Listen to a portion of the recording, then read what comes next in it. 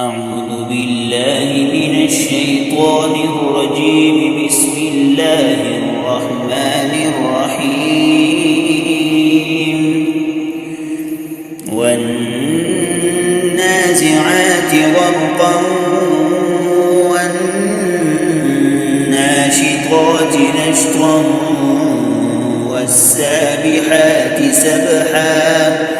فالسابقات سبقا فالمدبرات أمرا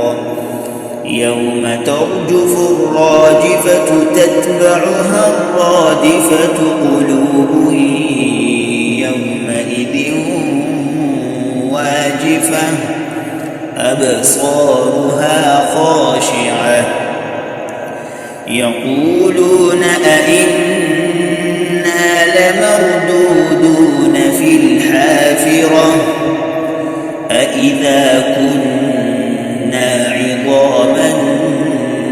نخرة قالوا تلك إذا كرة خاسرة فإنما هي زجرة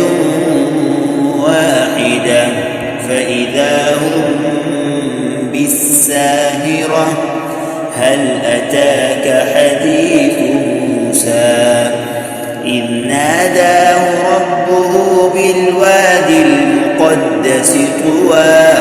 اذهب إلى فرعون إنه طغى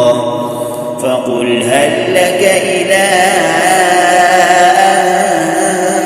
تزكى وأهديك إلى ربك فتخشى فأراه الآية الكبرى فكذب وعصى ثم أدبر يسعى فحشر فنادى فقال أنا ربكم الأعلى فأخذه الله نكال الآخرة والأولى إن في ذلك لعبرة لمن يخشى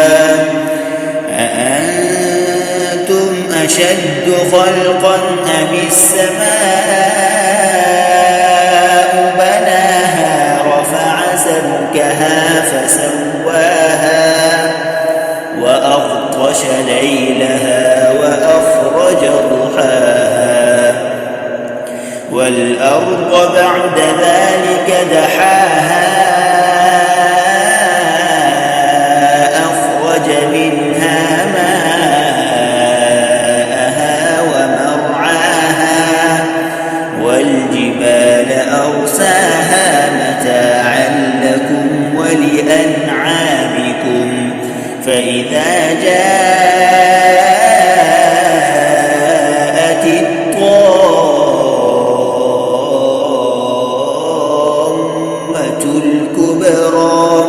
يوم يتذكر الإنسان ما سعى وبرزت الجحيم لمن يرى فأما من طغى وآثر الحياة الدنيا فإن الجحيم هي المأوى وأما من خاف مقام ربه ونهى النفس عن الهوى فإن الجنة هي المأوى يسألونك عن الساعة أيان مرساها فيم أنت من ذكراها إلى ربك منتهاها إنما أنت منذر من يخشاها كأنهم يوم يرونها لم يلبثوا إلا عشية أو ضحاها.